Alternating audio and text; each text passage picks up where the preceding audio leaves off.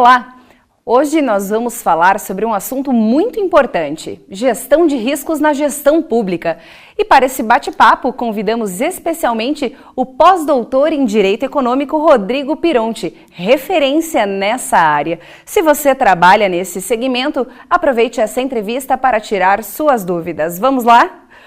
Doutor Rodrigo, qual é a importância da gestão de riscos na gestão pública? Então, a gestão de riscos, na verdade, é um tema atual e bastante contemporâneo, não só na administração pública, mas também, de alguma forma, dentro da lógica da gestão de processos em empresas públicas e, portanto, é fundamental que se trabalhe bem com esse tema, né? Talvez ele tenha sido introduzido primeiramente no nosso país pelas jurisprudências do Tribunal de Contas da União, que já desde 2005 vem trabalhando com este tema da gestão de riscos dentro da administração pública e da relevância de se tratar de uma boa gestão de riscos dentro da administração pública, mas de forma mais veemente, talvez com a lei das estatais, né? Então, a Lei 13.303 de 2016, que é a lei das estatais, trouxe a gestão de risco como um dos parâmetros para a gestão interna dos processos da administração pública, tanto no âmbito da sua gestão institucional, quanto mais fortemente no âmbito dos contratos administrativos, né? Então, a lei das estatais vai trazer especificamente, como cláusula necessária ao contrato administrativo, uma matriz de risco contratual. Para que você saiba fazer uma matriz de risco, obviamente, você precisa ter um bom processo de gerenciamento de risco. Portanto, a gestão de riscos, ela vem antes da própria matriz.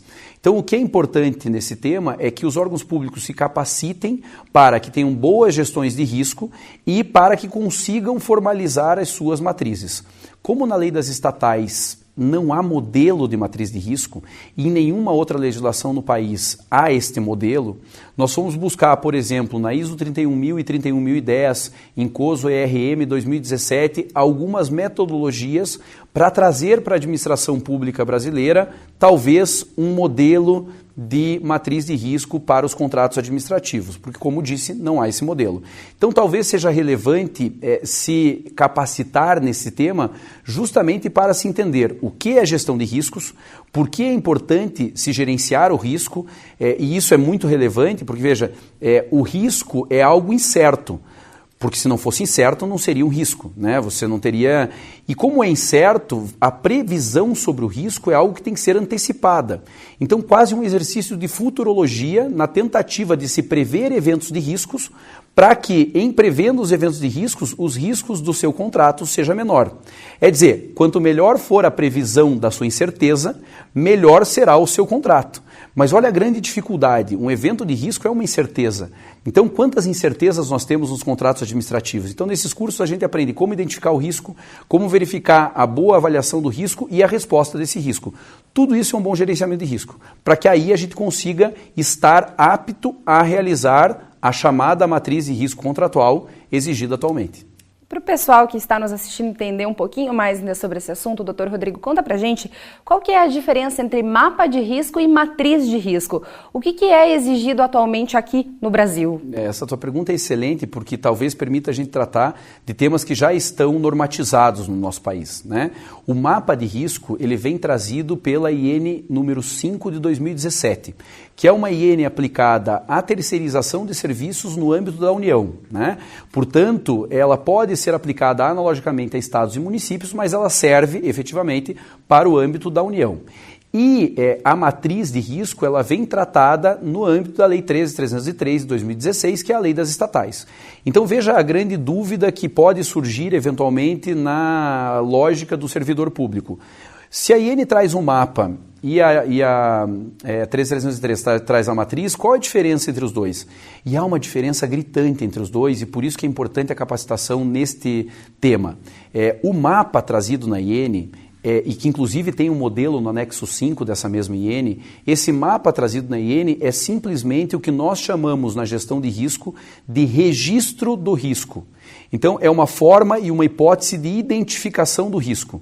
Quando nós vamos estudar, por exemplo, a ISO 31000 ou até COSO ERM, nós vamos analisar que a hipótese de identificação do risco, ela está na primeira ou talvez na segunda etapa, né, nas primeiras etapas de identificação desse risco. Portanto, é uma etapa preliminar. O que a IN 5 de 2017 dá é uma possibilidade de se registrar um possível risco. Portanto, simplesmente o que nós chamamos de identificação do risco. A matriz vai muito além, porque a matriz ela não só identifica, ela permite priorizar o risco. Então, a partir do momento em que nós identificássemos o risco, nós lançaríamos esse risco numa tabela de impacto e probabilidade para ver qual é a probabilidade desse risco acontecer e, caso ele aconteça, qual é o impacto que ele vai ter na administração.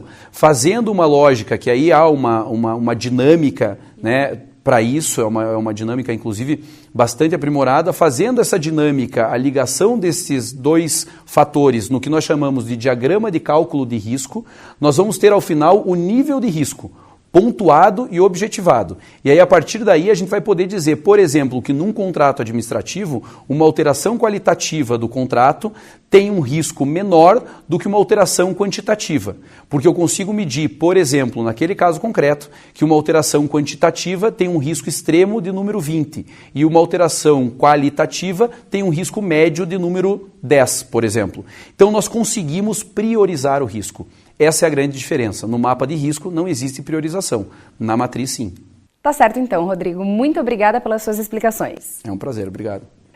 E a você que está nos assistindo, continue sempre de olho nas novidades que a JML traz com exclusividade aqui no nosso canal. Até mais!